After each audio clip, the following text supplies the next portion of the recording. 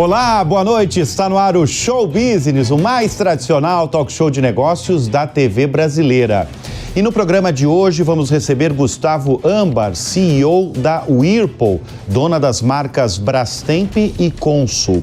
O executivo vai revelar como foram os primeiros meses do ano para a fabricante de eletrodomésticos e como tem adaptado os negócios em um momento de juros altos no país.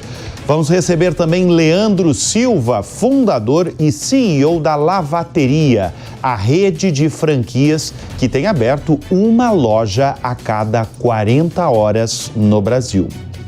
Eu sou Bruno Meyer e seja muito bem-vindo ao Show Business que começa em instantes.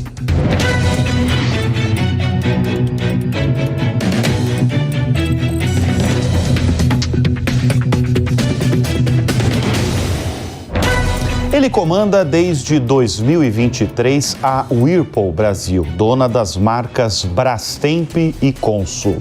Nós vamos receber neste bloco do Show Business Gustavo Ambar, o comandante da Whirlpool no Brasil. Gustavo, obrigado pela presença aqui em nosso estúdio. Uma fabricante de eletrodoméstico do porte de vocês, sem dúvida, é uma espécie de pulso da economia. Se ela está aquecida, se ela está morna ou se essa economia está parada. Como é que foram os primeiros 5 meses do consumo no país? Primeiro, um grande prazer, Bruno, estar aqui com você. A Jovem Pan faz parte da história da minha vida, da minha família, então um grande prazer estar aqui. Esse ano a gente comenta, primeiro, antes do ano, o nosso negócio ele é muito uma montanha-russa. E ele costuma ser um prenúncio da economia para o bem ou para o mal. Quando falam que a economia tende a piorar, ou que vai ter riscos de uma redução de demanda, ou mesmo risco de uma recessão, que não é o caso agora, a gente costuma sentir antes. Assim como nos últimos 2 anos a gente também sentiu um ciclo positivo que veio antes. Agora, o que a gente nota nesses 5 meses? O negócio ainda cresce, é positivo, mas é uma desaceleração do crescimento. Desaceleração. Eu quero destacar o faturamento da empresa no ano passado, 2024. A empresa cresceu aí 12,6%, se comparar com o ano de 2023, chegou a um faturamento de 12 bilhões e 900 milhões de reais, praticamente 13 bilhões de reais. Vocês só perdem...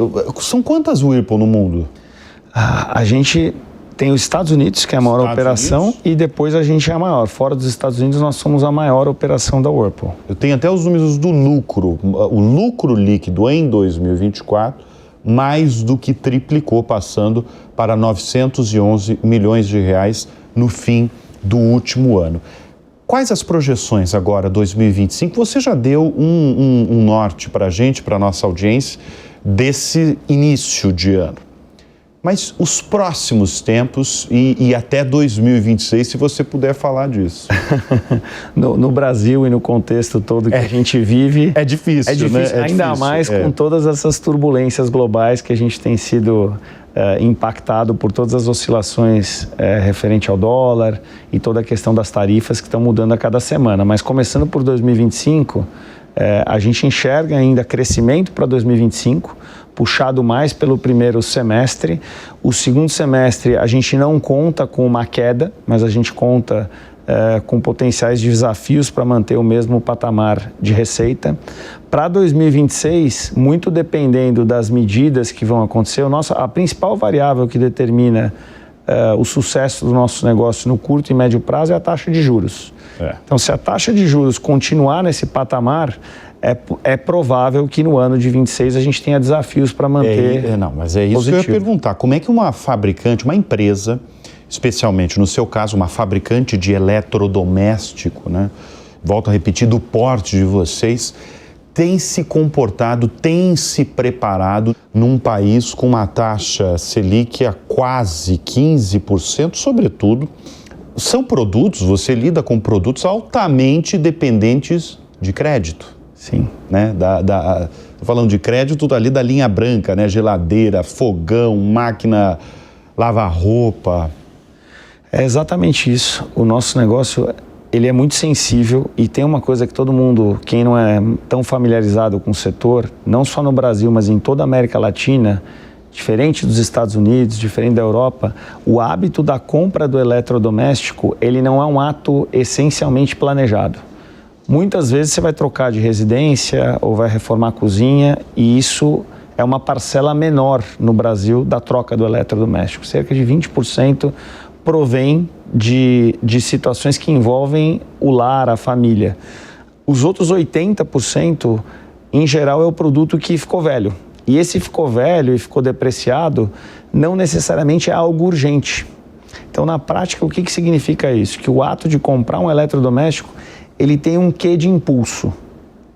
E ele é muito derivado da expectativa, da confiança do consumidor de poder pagar essa dívida, né? Nós aqui brasileiros temos o hábito do parcelamento, do financiamento, do carnê, que você paga em 12 meses, 18 meses ou até mais do que isso. Então, se na hora que você tem um produto que está ali depreciado, tem uma oferta, tem alguma inovação, que é onde a gente ancora muito o nosso trabalho, trazendo alguma característica nova, uma usabilidade diferente, aí o consumidor ele faz a compra.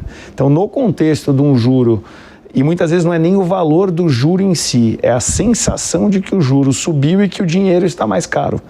Então, o nosso desafio de, entre aspas, empurrar, né, como não é uma compra planejada, ele fica muito maior quando o crédito está restrito ou quando o consumidor vai pagar mais pelo uso do dinheiro de um terceiro. Agora, quando a economia aperta, vocês adaptam os produtos de vocês? Vamos falar de geladeira, por exemplo. Tem uma adaptação? Vou te falar assim, a gente tem é um grande privilégio que a gente já está há mais de 7 décadas no Brasil e a gente é detentor de 2 marcas poderosíssimas, respeitadíssimas pelo consumidor, que são as marcas Brastemp e Consul. E é interessante que elas atuam de forma super complementar. A gente fala que é uma estratégia bastante que uma compõe o que a outra não tem. Então, com o Brastemp, a gente sempre trabalha buscando trazer diferenciação, pioneirismo, alguma solução nova. E com o Consul, que é a marca mais penetrada no mercado brasileiro, a gente procura trazer acesso. Então, numa situação que a gente nota que o consumidor vai apertar um pouco mais os cintos, a gente continua fazendo o que a gente sempre faz, mas a gente procura ser ainda mais eficiente na busca de soluções para acessibilidade. E aí a acessibilidade é trazer um custo menor ou buscar a solução de matéria-prima que você consiga ser mais eficiente. Então esse é o caminho que a gente brinca que a nossa fórmula mágica ela é contínua e a gente dosa e adapta ela de acordo com o curto prazo. Deixa eu chamar a atenção para essas 2 grandes marcas brasileiras, né, que você acabou de citar. Brastemp, que é focada para público AB, e a Consul, focada para a classe C, D, E também? Também, porque os nossos produtos são muito distribuídos, né? Como é que é lidar, você, como grande comandante na operação brasileira, com marcas muito conhecidas de um país como o Brasil, mas que são muito distintas entre si no público-alvo? Olha, primeiro é uma responsabilidade gigante.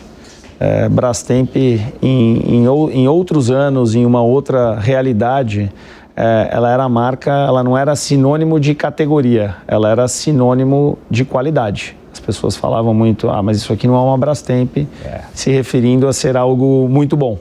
Então, isso era um slogan, não era? Era um slogan. Era um slogan, né? Era um slogan e que ficou famoso, um bordão quase... Bordão, mais do que... Foi mais do que uma década, 2 décadas, e as pessoas com um pouco mais de experiência até hoje comentam a respeito. Então, é uma responsabilidade gigante lidar com isso. Do outro lado, com a marca Consul, que é uma marca, como eu falei, de mais penetração e acessibilidade, o público consumidor do produto da Consul, ele tem o dinheiro muito contado. É aquela coisa milimetricamente calculada e eu diria que a expectativa é tão grande em outras dimensões como é a de Brastemp ou talvez maior. Porque você não pode desapontar um consumidor que, se ele não gostou do teu produto, ele não vai comprar outro. Então, essa responsabilidade de liderar essas 2 marcas e estar na casa do consumidor que interage com ela todos os dias é uma grande honra. Você falou que o Brasil é o segundo maior mercado da Whirlpool, né, nos negócios globais da operação. Como é que é a operação no Brasil? Vocês têm quantas fábricas? A gente tem 3 plantas no Brasil. Tá. A planta principal que a gente tem é em Joinville, que é a planta de refrigeração. A segunda planta é em Rio Claro, que é principalmente lavanderia e fogão. E a gente tem uma terceira planta em Manaus, que também é uma parcela importante do nosso negócio. Além dessas 3 plantas, tem uma planta que a gente iniciou na Argentina há 3 anos atrás, que em grande parte ela abastece o mercado brasileiro, que também é uma planta de lavanderia. É bom você falar isso, porque dos negócios fabricados aqui no Brasil, quanto é exportado e da exportação, quantos países? A gente exporta alguma coisa para a América do Sul, é uma parcela baixa, te diria que percentualmente 2, 3% do que a gente fabrica aqui. É um dos desafios que a gente tem, como tornar o Brasil um país mais competitivo e acessível não só na América do Sul, mas na América Latina.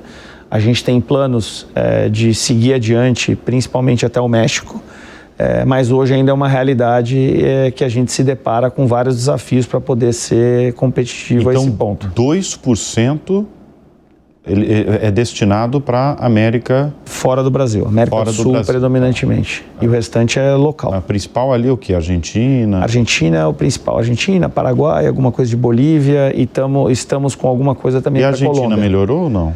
Olha... Você sente como o comandante aí de uma fabricante de eletrodomésticos? Eu tenho também uma grande responsabilidade sobre o resultado de lá. Como eu falei, a planta que a gente montou lá há 3 anos atrás, pelo menos metade da capacidade dela ela é destinada para a demanda e para o consumidor brasileiro.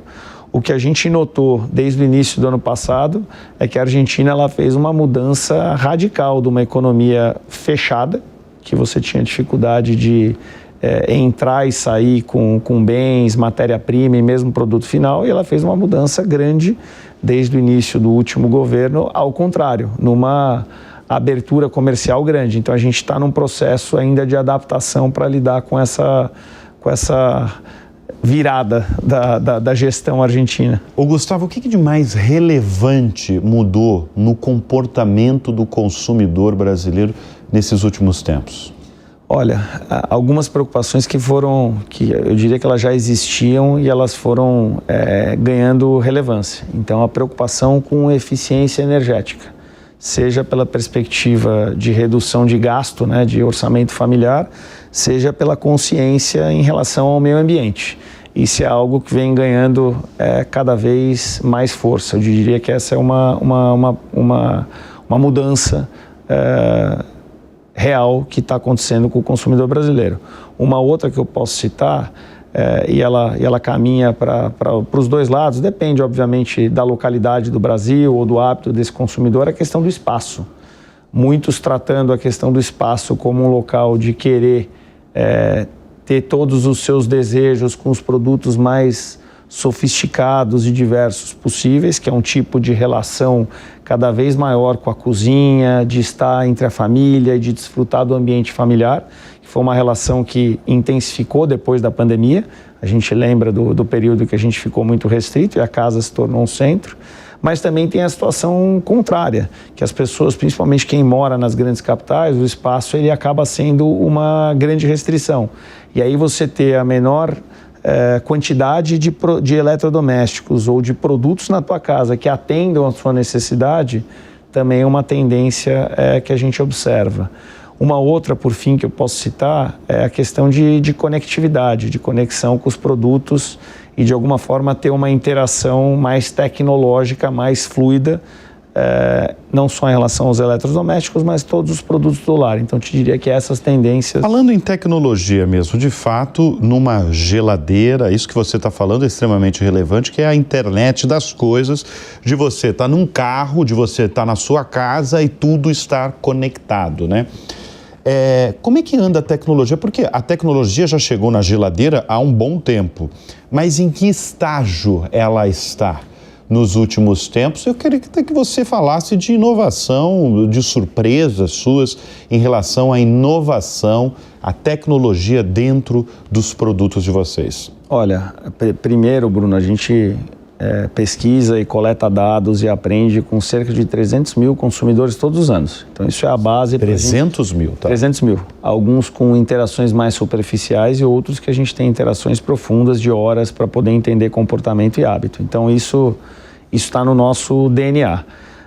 Anualmente, o ano passado, ano retrasado, esse ano ainda não vou te dar muito spoiler, mas a gente tem feito cerca de 40 a 45 lançamentos de produtos. Muitos deles verdadeiras inovações. Eu posso te citar recente, que tem também tem muita questão envolvendo tecnologia, não exatamente a conectividade, mas lavadoras. A gente tem uma lavadora que a gente chama Double Wash, que você consegue lavar simultaneamente, no mesmo ciclo, produto de cores brancas e também coloridos.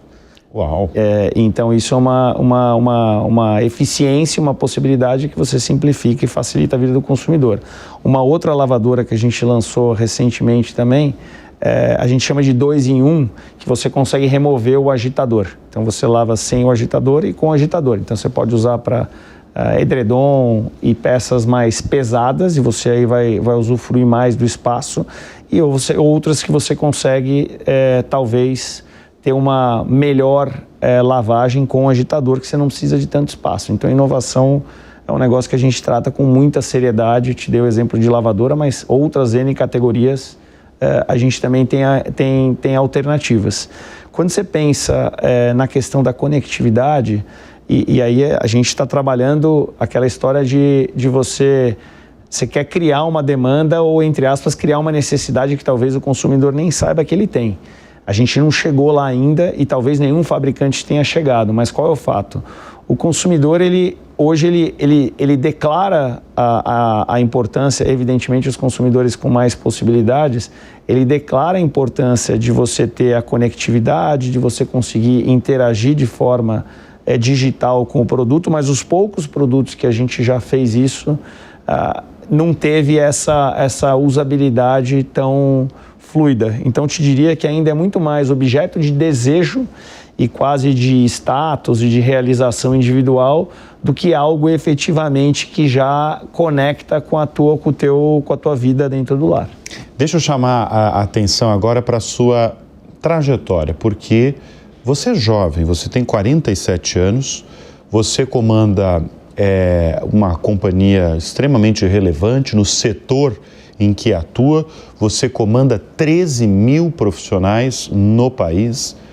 O que você acha que foi determinante para a sua ascensão na profissão até chegar na cadeira que você está, na cadeira de comandante mesmo da empresa? Primeiro, obrigado pelo jovem e pela responsabilidade. Não, 47 anos é jovem, não é? É jovem, não é? Considerando que hoje que a gente vai até 90, 100, é jovem. Exatamente. Tá chegando exatamente, exatamente. Mas eu te digo que eu acho que algumas coisas.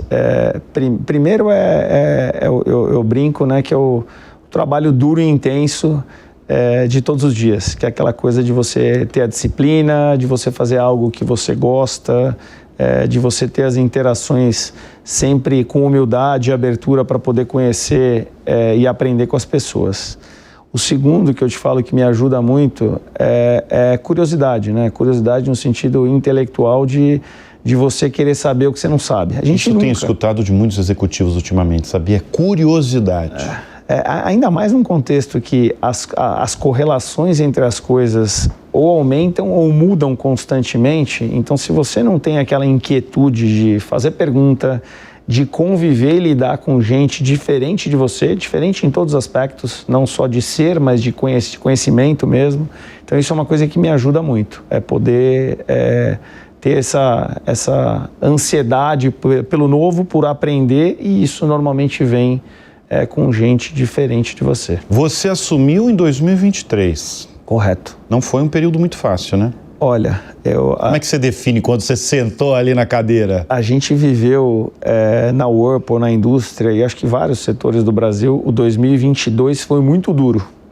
E o começo de 2023, que foi quando eu assumi, ele ainda estava declinante. A gente vinha de uma indústria há quase 2 anos em queda, e como eu te falei da montanha-russa, que não é um negócio que você cresce marginalmente, ou 2, 3, ou acompanha o PIB. É muito mais do que o PIB e eventualmente muito menos. Então, aquele ano, a gente ainda estava num processo de muita priorização, muita simplificação, até uma questão de confiança, né, de entregar os resultados depois de 2022. Não foi um momento fácil, mas eu posso te dizer que depois que a gente conseguiu estabelecer alguns ajustes de governança, alguns ajustes de equipe, algumas revisões estratégicas, a gente começou a engrenar, e aí o 2023 foi muito bom, o 24 foi excelente, e agora a gente está aqui forte para lidar com essa potencial adversidade que faz parte da nossa vida. A gente destacou muito no início desse bloco a questão econômica brasileira, né? Como viver num país com uma taxa Selic a quase 15%, sobretudo no setor em que você está, né? Uma fabricante de eletrodomésticos. Agora eu vou para o internacional.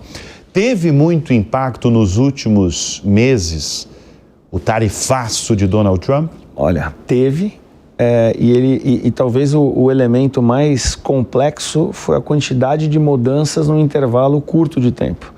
Porque a cada dia ou semana a tarifa dos Estados Unidos em relação a algum país mudava. E aí, imaginando o mundo globalizado, que hoje é a cadeia de eletrodoméstico, como outros vários bens duráveis, essas relações entre países que você começa a fazer o que eu chamo de os what ifs, né? E se... Então, quando você fazia esse planejamento, bom, dado que está subindo ou que está diminuindo a tarifa do material A, que vem do país A para o B, você começa a montar uma sequência de cenários e você não dá conta nem de implementar e responder, e muda de novo. Que em alguma medida nós brasileiros, em épocas antigas, né, mais inflacionárias ou de mais turbulência política, a gente está mais acostumado. Mas para eles, para os americanos, europeus, que não têm uma oscilação e uma volatilidade tão grande, isso, além de gerar essa incerteza num intervalo curto de tempo, para eles também não é algo instintivo ou tão natural. Então gerou e continua gerando muitas turbulências, porque não tem nada definitivo ainda. Vocês já anunciaram? Tem investimentos esse ano, 2026? Sim, a gente anunciou. A gente costuma dizer que a gente investe de 3% a 4% do nosso faturamento. Nos últimos anos foi muito mais próximo do 4%, até em alguma medida passou dos 4%. A gente chegou a passar de 400, 450 milhões de investimentos no ano.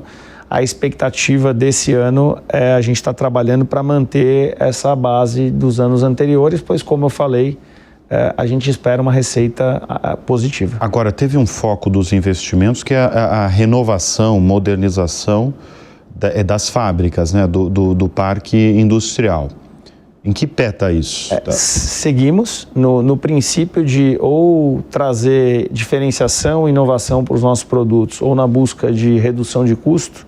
A gente tem investido pesado, principalmente nas plantas de Joinville e de Rio Claro, e aí em todo tipo de investimento, em automação, em simplificação de processo, e tudo isso está em vigor, e a gente segue. Não tem um dia que eu não reviso um projeto e não aprovo com todo o time algum investimento adicional. Você dorme bem? Pelo menos 6 horas por dia. Pelo menos 6 horas, mas quando o Trump anunciava mudança e tal, você não tirava seu sono? Também dormia para poder lidar com as decisões difíceis. Olha só, eu destaquei que a Whirlpool emprega 13 mil profissionais no país. O que você valoriza num profissional, Gustavo? Primeiro, a atitude. A atitude de fazer o trabalho dele melhor, o trabalho dos colegas melhor, a vida do nosso consumidor melhor e a vida do Brasil melhor. Então, a primeira atitude. E a segunda que eu valorizo muito é a curiosidade para aprender. De novo, você falando de curiosidade. E eu volto a repetir, tem muito executivo ultimamente falando da importância da curiosidade na profissão, né? Para a sua ascensão, né? Sem dúvida. Eu diria que a gente fala muito já estão acontecendo várias mudanças no trabalho, né? E na forma como as pessoas vão se empregar ao longo dos anos. Você está falando especificamente de inteligência artificial, porque você está falando de mudança? Também acaba entrando nesse território, mas imaginando que isso vai ocupar e vai mudar, né, o papel de geração de dados para o que fazer com esses dados. Por exemplo, a inteligência artificial no seu setor vai mexer, né? Ela já está mexendo. Já deve estar mexendo, já né? Está mexendo. Ela mexe, por exemplo, hoje no quê? Um exemplo que eu posso te dar é de algo que a gente já incorporou há pelo menos 2 anos. Imagina que a gente tem mais de 400 SKUs, 10 mil peças. Imagina que você projetar a demanda é algo que nós, seres humanos, a gente tem a dificuldade de conseguir calcular esses algoritmos. Então, através da inteligência artificial, a gente tenta ser um pouco mais preditivo para poder ler o que o consumidor está comprando em qual momento. Então, esse é um exemplo que a gente utiliza. Precificação, a gente vende muito para varejista, mas a gente também chega direto ao consumidor. Então, a gente tem uma série de robôs que também seguem algoritmos e nos ajudam a tomar a melhor decisão de preço nos nossos sites. No site Brastemp, no site Consul, no site Compra Certa, dentre outros exemplos. Nas plantas tem outros N exemplos que a gente está incorporando inteligência artificial. Mas, inicialmente, vocês não pretendem substituir profissionais pela inteligência artificial? Não. Ainda tem muito chão, mas eu diria que o grande objetivo aqui não é substituir, é mudar a forma como cada profissional trabalha. Gustavo, a gente falou sobre mudanças, né, do comportamento do consumidor. Agora, quais as tendências do mercado ou do comportamento do consumidor você acredita que de alguma forma vão moldar o setor de eletrodomésticos nos próximos anos? Como eu citei, né, tem a eficiência energética, que eu acho que é uma tendência, a busca por essa melhoria dos produtos, seja pela questão de economia de gastos ou pela questão do meio ambiente. Eu acho que é uma tendência que também nos obriga a fazer cada vez produtos que gerem mais economia de água ou de luz. Então essa é uma tendência contínua, que cada vez vai ser maior. Ainda na questão da preocupação com o meio ambiente, um programa interessante que a gente lançou há 2 anos atrás, também no consumidor, não sei se você sabe, mas uma das razões que inibem a compra do eletrodoméstico é o consumidor não saber o que fazer com o produto velho. Ele não sabe o que destinar, como destinar, ele não tem tempo para se desfazer desse produto. Então, uma das expectativas e tendências que a gente enxerga, mesmo para produtos que são tão pesados e talvez uma cubagem, né, uma complexidade alta, o consumidor ele espera que a gente dê um fim a ele. E a gente lançou há 2, 3 anos atrás esse sistema de logística reversa que a gente retira de todos os municípios do Brasil produtos velhos, seja nosso ou de concorrentes, e não somente de eletrodomésticos. Até dos concorrentes. Até dos concorrentes, com todo o respeito, mas é algo que a gente está prestando ao meio ambiente. Então, uma tendência concreta é o consumidor, ele quer saber o que acontece, qual o impacto que ele gera no ambiente e de quem ele compra, o que essa empresa, essa indústria faz a respeito. Então, essa eu também te diria que é uma outra vertente. Ô Gustavo, quem são as suas referências na vida e no mundo dos negócios? Poxa, pergunta difícil. Você tem referências? Olha, eu te diria que eu tenho... eu procuro sempre me inspirar em recortes das mais diversas pessoas. Então, eu procuro sempre... Já tive alguns líderes na Whirlpool ou em outras experiências que eu extraí alguma coisa. Tem grandes profissionais do mundo esportivo que de alguma forma eu também extraí alguma coisa, como por exemplo o Ayrton Senna, que é aquela perseguição infinita pela vitória, que é algo que eu também que eu admiro muito. Alguns jogadores do mundo do futebol, não vou citar nomes porque também gera a questão da paixão dos times, mas também um pouco da questão de jogar em grupo, do vencer, do inconformismo. Então eu procuro extrair dentro daquilo que é o meu universo de convívio, de entretenimento, eu procuro trazer essas inspirações para a minha vida. Você gosta de esporte, né? Super. Por isso que deu para ver, deu para ver. Ayrton Senna, futebol. O que você pratica? O que eu mais pratico é futebol, natação e academia. Todo dia você faz? Todo dia, 6 vezes por semana eu faço alguma coisa. Alguma coisa. E isso te ajuda no teu dia a dia? Ah, demais. É onde eu extravaso, é onde eu não penso no que eu tenho que fazer. Muito bem. Nós conversamos neste bloco do Show Business com Gustavo Ambar, o comandante da Whirlpool Brasil. Obrigado pela presença aqui no Show Business. Obrigado a você, Bruno, e a gente se vê em breve. Com certeza. E o Show Business faz uma breve pausa e volta em instantes.